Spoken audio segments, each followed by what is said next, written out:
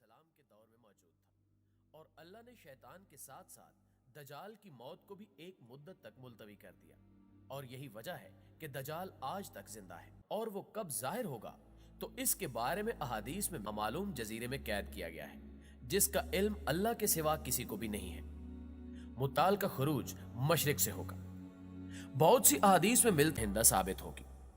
ناظرین، اگر آپ عیسائیت کی لوک داستانوں کو سنیں تو ان میں دجال کا ذکر کچھ اس طرح سے ملتا ہے کہ دجال ایک ایسے گھر میں پیدا ہوگا جس گھر کے رہنے والے انتہائی نیک اور ایماندار ہوں گے۔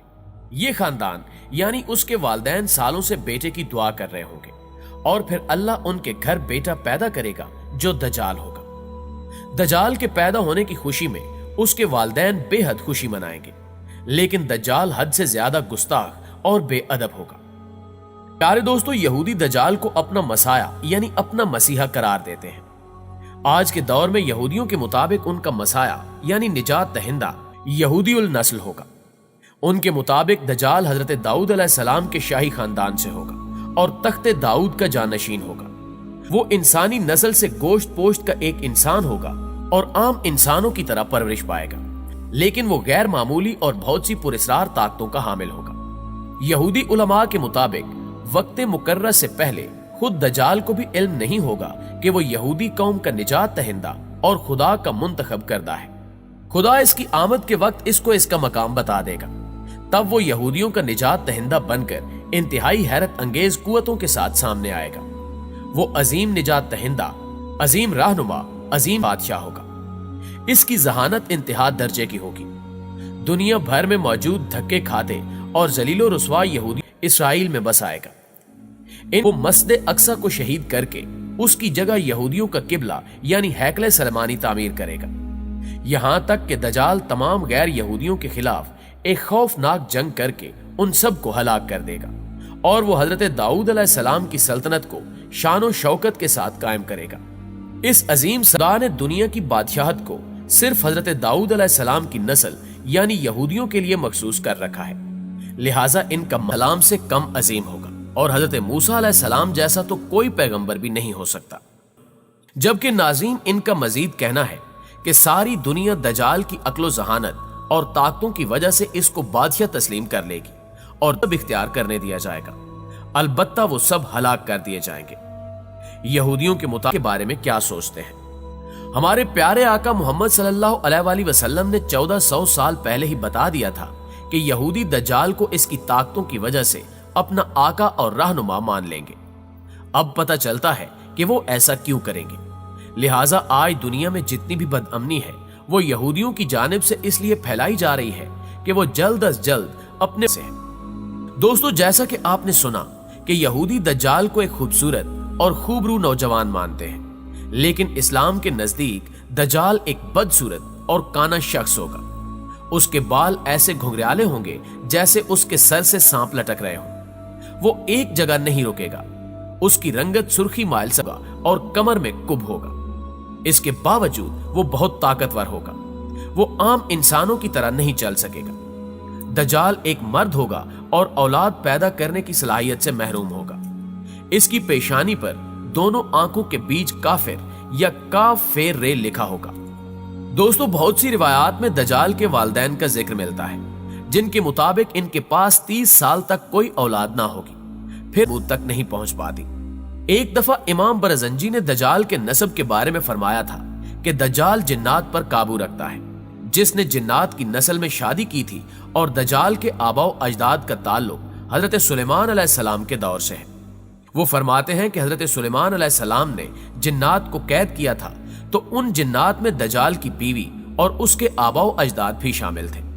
لیکن اس فرمان کے باوجود دجال کی پیدائش اور اس کے والدین کا ہونا یا نہ ہونا ایک ایسا معمہ ہے جس کے بارے میں کوئی بھی وثوق سے کچھ نہیں کہہ سکتا۔ ناظرین گرامی، پاکستان کے ایک معروف اسلامی اسکالر کے ایک آرٹیکل کے مطابق دجال کی پیدائش اس وقت ہو گئی تھی جب زمین پر جنات کی حکومت تھی۔ ان کا کہنا ہے کہ دجال انسان، جانور اور جن کے ملاپ سے وجود میں آیا تھا، اور جب اللہ نے انسانوں کو زمین پر بھیجا تو فرشتوں نے اللہ کے حکم کے مطابق جنات اور انسانوں کے درمیان ایک پردہ قائم کر دیا، جس سے انسان اور جنات کی دنیا الگ الگ ہو گئی۔ फरिश्तों से जंग के बाद जिन्नात को मुख्तलिफ जजीरों में कैदी बना लिया गया था, लेकिन उनमें से कुछ जिन्नात ऐसे भी थे जिन्होंने फरिश्तों से बदला लेने का सोचा।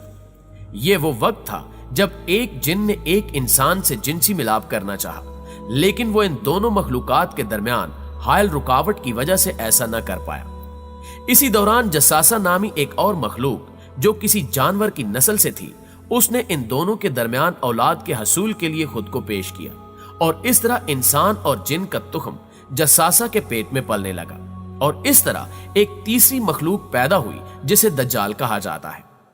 फिर दज्जाल को फरिश्तों ने जंजीरों से बांध लिया ताकि दुनिया दज्जाल के शर से महफूज रह सके।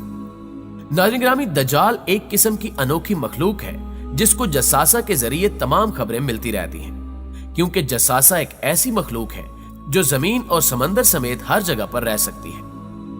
बहरहाल इस आर्टिकल में कितना सच है ये तो सिर्फ अल्लाह ही बेहतर जानता है, मगर जसासा के मुतालिक हमें सही मालूमात इस वाक़े से मिलती हैं जिसमें हजरत तमीम दारी रजी अल्लाह ताला अन्हो ने दज्जाल से मुलाकात का पूरा वाक़या आप सल्लल्लाहु अलैहि वसल्लम को बताया था। एक दफा उस्मा बिनते यजीद बयान करती हैं कि रसूलुल्लाह सल्लल्लाहु अलैहि वसल्लम मेरे घर तशरीफ फरमा थे। आप सल्लल्लाहु अलैहि वसल्लम ने दज्जाल का जिक्र फरमाया कि उसके ज़हूर से पहले 3 कहत पड़ेंगे। 1 साल आसमान की 1/3 बारिश रुक जाएगी और जमीन की पैदावार भी 1/3 कम हो जाएगी। दूसरे साल आसमान के 2 हिस्से की बारिश रुक जाएगी और जमीन की पैदावार 2 हिस्से कम हो जाएगी और तीसरे साल आसमान से बारिश बिल्कुल भी नहीं बरसेगी और जमीन की पैदावार भी कुछ नहीं होगी, हत्ता कि जितने हैवानात हैं, खा वो खुर वाले हों या दाढ़ से खाने वाले, सब हलाक हो जाएंगे। प्यारे दोस्तों, बेशक एक दिन दज्जाल और दज्जाली निजाम का बिल्कुल खात्मा हो जाएगा। दज्जाल के खात्मे के बाद हजरत ईसा अलैहिस्सलाम इस हाल में होंगे कि अचानक अल्लाह ताला की तरफ से उनके पास ये वही आएगी कि मैंने ऐसे बंदे पैदा किए हैं जिनसे लड़ने की कुदरत और ताकत कोई नहीं रखता। तुम मेरे बंदों को जमा करके कोहे तूर की तरफ ले जाओ और उनकी हिफाजत करो। फिर अल्लाह ताला याजूज माजूज को जाहिर करेगा जो हर बुलंद जमीन को फलांगते हुए उतरेंगे और दौड़ेंगे और उनकी तादाद इतनी ज्यादा होगी कि जब उनकी सबसे पहली जमात बहरे तिब्रिया से गुजरेगी तो उसका सारा पानी पी जाएगी। फिर जब इस जमात के बाद आने वाली जमात वहां से गुजरेगी तो बहरे तिब्रिया को खाली देखकर ये कहेगी कि इसमें कभी पानी था। इसके बाद याजूज माजूज आगे बढ़ेंगे यहां तक कि जबले खमर तक पहुंच जाएंगे जो बैतुल मकदस का एक पहाड़ है, और वो जुल्म गालतगरी, अजियत रसानी और लोगों को पकड़ने और कैद करने में मशगूल हो जाएंगे और फिर कहेंगे कि हमने जमीन वालों को खत्म कर दिया, चलो अब आसमान वालों का खात्मा करते हैं। चुनांचे वो आसमान की तरफ अपने तीर फेंकेंगे। नाज़रीन गिरामी, दज्जाल इस वक्त कहां है और किस हालत में है, बेशक ये अल्लाह ताला के सिवा कोई भी बेहतर नहीं जानता।